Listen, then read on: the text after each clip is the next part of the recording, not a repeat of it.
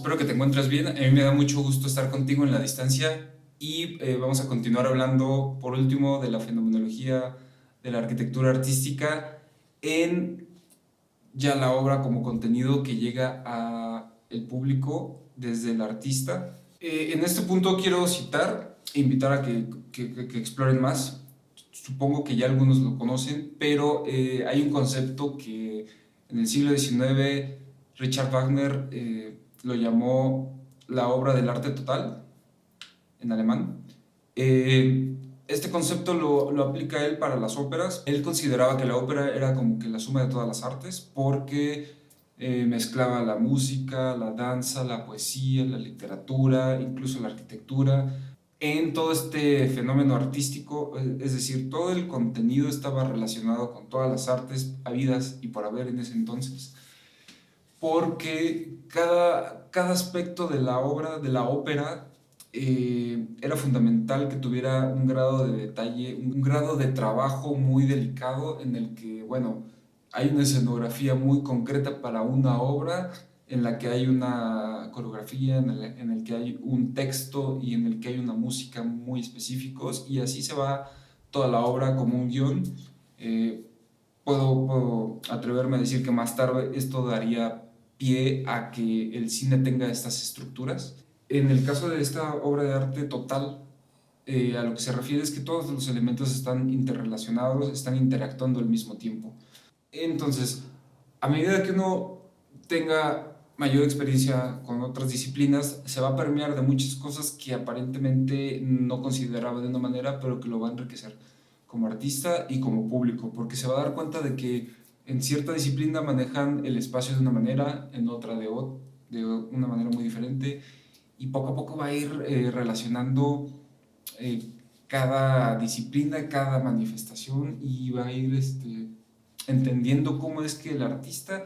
ha llevado todo ese mensaje, todo ese contenido hasta el entendimiento del público. A excepción de teatros muy concretos en los que ya hay un escenario, ya hay una gradería donde va el público, hay incluso palcos, etcétera, hay las calles o las bambalinas, toda la parte de atrás del escenario,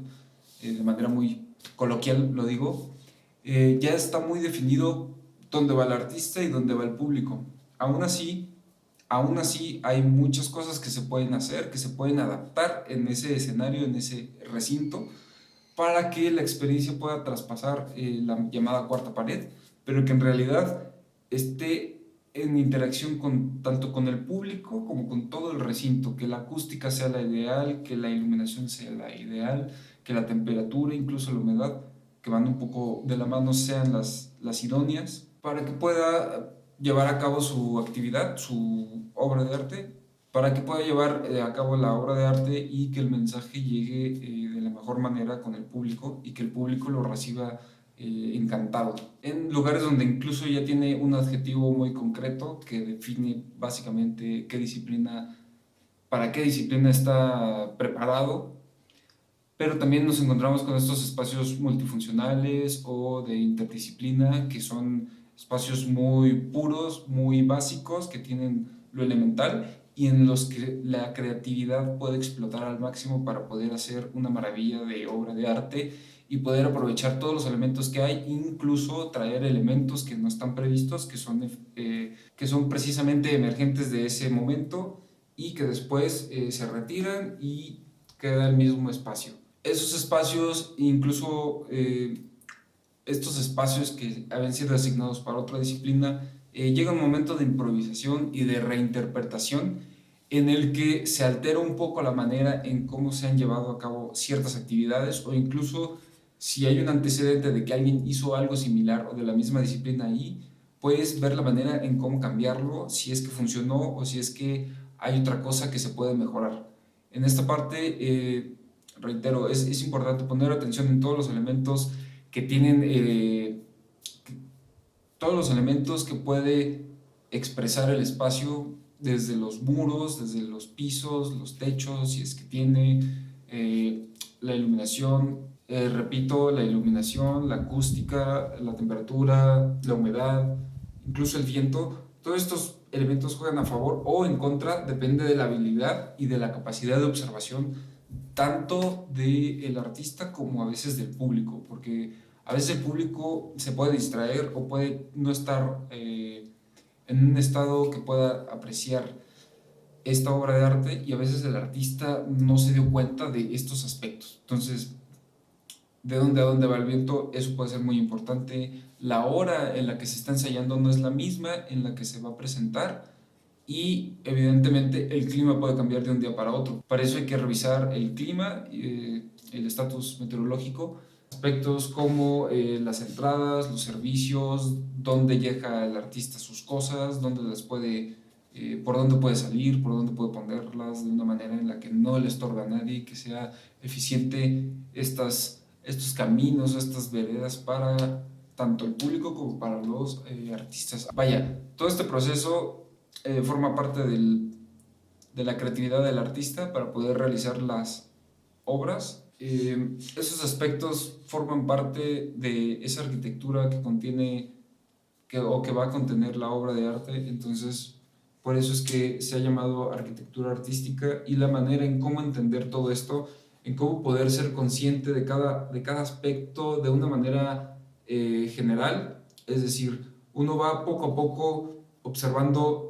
ciertos elementos, ciertos factores, pero llega un momento en el que todos esos elementos y factores y partes se vuelven un todo, y entonces empieza a entender todo de una manera mucho más general, mucho más dinámica, y que le permite tener conciencia de que si algo está sucediendo por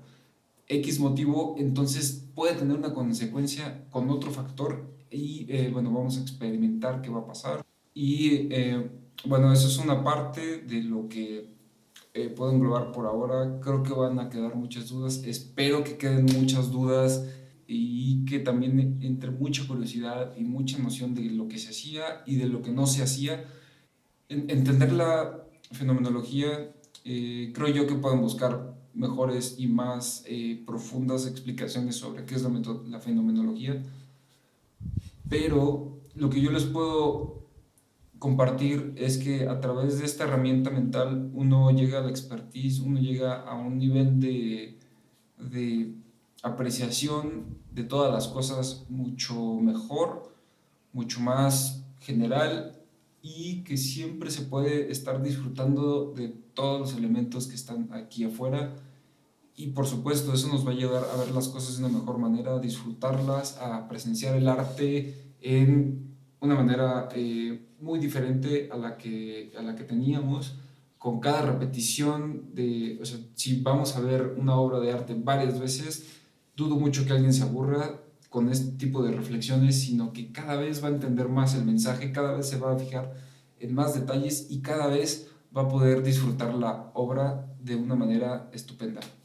Muchas gracias por quedarte hasta el final. Espero que hayas disfrutado de este video. Que esto te sirva no solo al hacer obras de arte o al ir a ver obras de arte, sino en la vida en general. Que como público disfrutes de estas obras, te puedas fijar en muchos detalles con un nivel de conciencia mayor.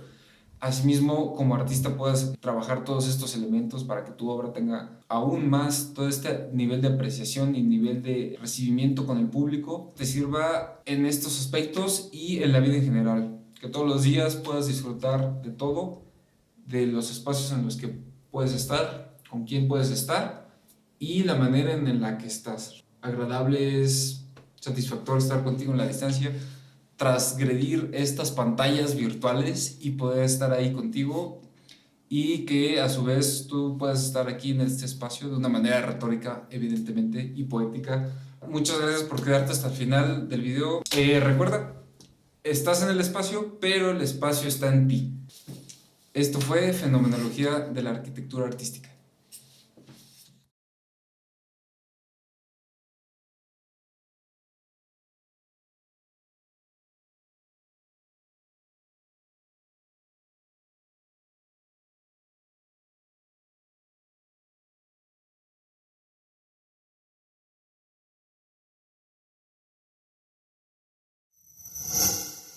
Gobierno de México.